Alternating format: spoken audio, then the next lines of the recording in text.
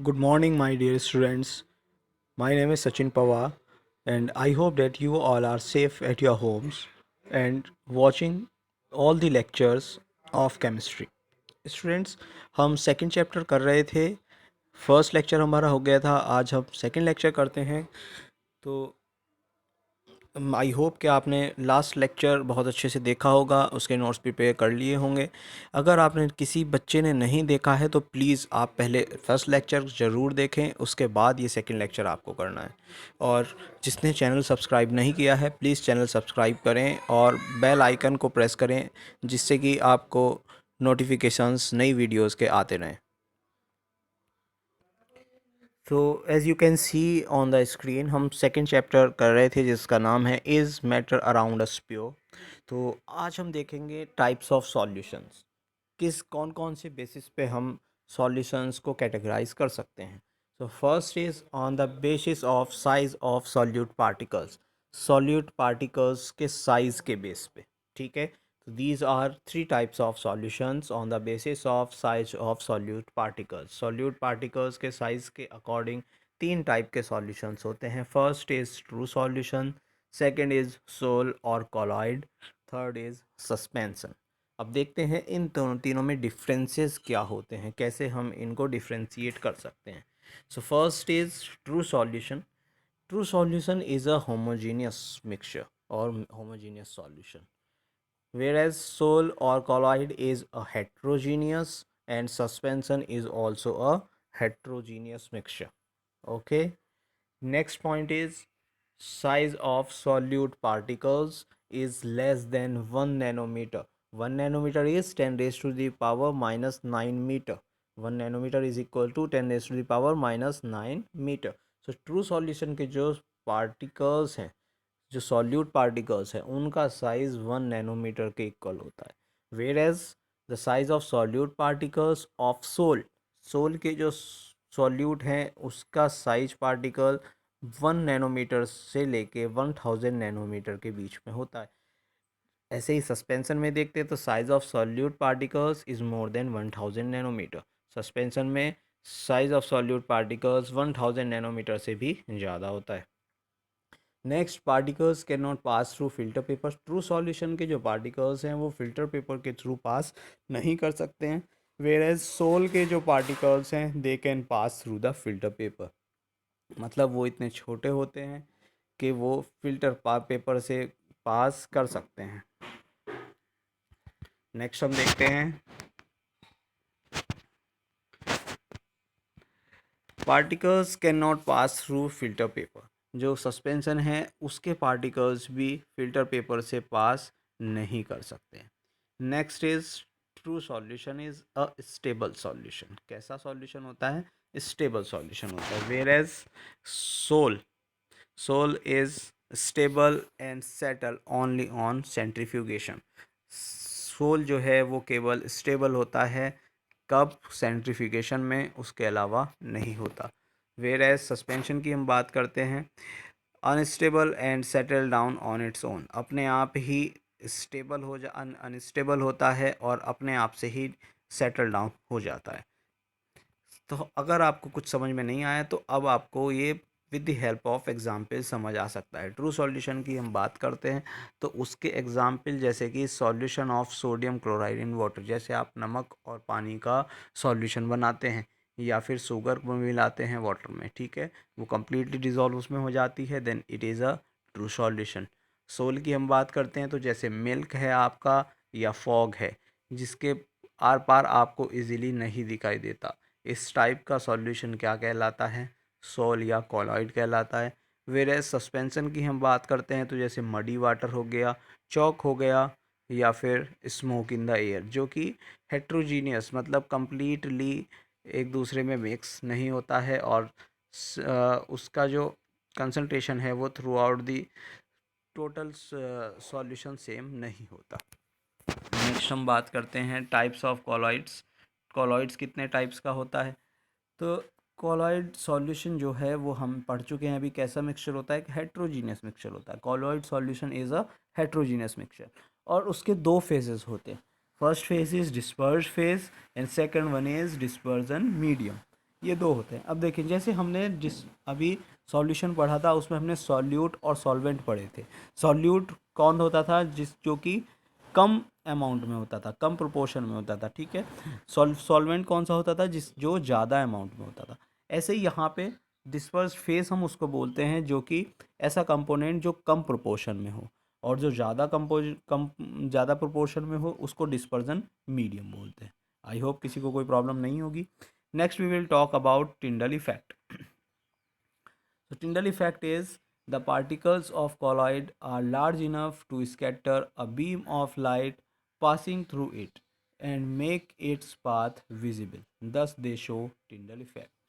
जो पार्टिकल्स होते हैं कॉलॉइड के, वो इतने बड़े होते हैं कि वे एक बीम ऑफ लाइट में हमें इजीली दिखाई देते हैं, और उनका पाथ जो है वो इजीली हमको विजिबल होता है। दोबारा से बताता हूँ, जो कॉलॉइड होते हैं उसके पार्टिकल्स इतने काफ़ी बड़े होते हैं कि वो जो हमारी लाइट होती है, लाइट की बीम को इजीली स्कैटर कर सकते हैं। और जैसे ही उन पे लाइट पड़ती है तो वो लाइट को क्या कर सकते हैं, स्कैटर कर सकते हैं, और उनका पाथ इसीलिए विजिबल हो जाता है। ये ही क्या कहलाता है, टिंडल इफ़ेक्ट कहलाता है। देखें, जैसे आपने कई बार देखा होगा कि आपको एक रे दिखाई देती है सनलाइट की, कहीं पे आपने देखा होगा एक रे आपको जो दिखाई देती है, वही क्या होता है, टिंडल इफेक्ट होता है। नेक्स्ट हम बात करते हैं ब्राउनियन मूवमेंट की। अब उस रे के अंदर आप लोगों को छोटे छोटे डस्ट पार्टिकल्स दिखते होंगे जो कि मूव करते रहते हैं जिगजैग पोजीशन में। जो जिगजैग मूवमेंट जो उनका होता है, ये उसी को हम क्या बोलते हैं, ब्राउनियन मूवमेंट बोलते हैं। तो the colloid particles are moving at random in a zigzag motion in all directions. This type of zigzag motion of colloid particles is called Brownian movement. तो जो ये zigzag पोजीशन में वो छोटे से पार्टिकल्स मूव करते रहते हैं, उसी को हम क्या बोलते हैं, ब्राउनियन मूवमेंट बोलते हैं।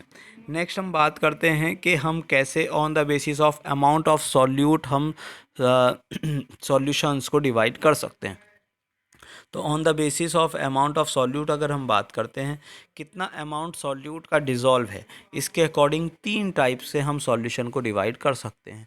First one is unsaturated, second one is saturated, and third one is super saturated. देखें, जो अभी हमने फर्स्ट टाइप देखा था, देखें ऊपर जो हमने पहला वो देखा, वो हमने देखा था on the types of solutions on the basis of size of solute particles. Size of solute particles के अकॉर्डिंग ये तीन टाइप के थे, ट्रू सॉल्यूशन, सोल और सस्पेंशन, ठीक है। अब हम देख रहे हैं कि on the basis of amount of solute, solute का कितना अमाउंट है, उसके बेसिस पे कितने टाइप के होते हैं, तीन टाइप के ही होते हैं, अनसैचुरेटेड, सैचुरेटेड और सुपर सैचुरेटेड। अनसैचुरेटेड वो सॉल्यूशन होता है जिसमें कि सॉल्यूट बहुत कम अमाउंट में हो, ठीक है, एक गिवन टेम्परेचर पे मिनिमम अमाउंट जिसमें, या बहुत कम अमाउंट सॉल्यूट का डिज़ोल्व होता है, उसको हम क्या बोलते हैं, अनसैचुरेटेड। मतलब उसमें और अमाउंट उस सॉल्यूट का एट ए गिवन टेम्परेचर डिज़ोल्व किया जा सकता है। नेक्स्ट हम बात करते हैं सैचुरेटेड सॉल्यूशन की। तो ऐसा सॉल्यूशन जिसमें मैक्सिमम अमाउंट सॉल्यूट का डिज़ोल्व हो ऑलरेडी, और उस पर्टिकुलर टेम्परेचर पे और उसमें सॉल्यूट डिज़ोल्व ना किया जा सके, ठीक है। ऐसे सॉल्यूशन को हम सैचुरेटेड सॉल्यूशन बोलते हैं। अब हम बात करते हैं सुपर सैचुरेटेड सॉल्यूशन की। तो ऐसा सॉल्यूशन जिसमें कि in which can dissolve amount of solute by increasing temperature, जिसका कि हम टेम्परेचर बढ़ाएं तो उसमें और ज़्यादा सॉल्यूट हम डिज़ोल्व कर सकते हैं। इस टाइप के सैचुरेटेड सॉल्यूशन को हम सुपर सैचुरेटेड सॉल्यूशन बोलते हैं। देखें, अब दोबारा से एक बार समझते हैं, जिसमें हमने थोड़ा सा बाय चांस हमने एक छोटा सा शुगर डिज़ोल्व किया एक गिलास वाटर में, ठीक है, आधा चम्मच। अब अभी हमें पता है कि हम उसके अंदर उसी टेम्परेचर पे, रूम टेम्परेचर पे और ज़्यादा शुगर उसमें डिज़ोल्व कर सकते हैं, 2 चम्मच 3 चम्मच और इजीली कर सकते हैं। तो अभी जब तक हमने उसमें आधा चम्मच चीनी डिज़ोल्व की है, तब तक वो क्या है, अनसैचुरेटेड सॉल्यूशन है, ठीक है। अब हमने क्या किया कि उसमें हम शुगर डालते गए, डिज़ोल्व करते गए, एक टाइम आएगा कि उसमें और डिज़ोल्व शुगर नहीं होगी। तो इस टाइप का सॉल्यूशन जिसमें मैक्सिमम अमाउंट वो शुगर का डिज़ोल्व हो गया है, उसको हम सैचुरेटेड सॉल्यूशन बोलते हैं। अब उसी सॉल्यूशन का अगर हम टेम्परेचर बढ़ाएं तो उसमें और थोड़ी शुगर हम डिज़ोल्व इजीली करा सकते हैं टेम्परेचर बढ़ाने के बाद, तो वो क्या कहलाएगा, सुपर सैचुरेटेड सॉल्यूशन कहलाएगा। आई होप सभी को समझ आया होगा। नेक्स्ट हम बात करते हैं on the basis of nature of solvent.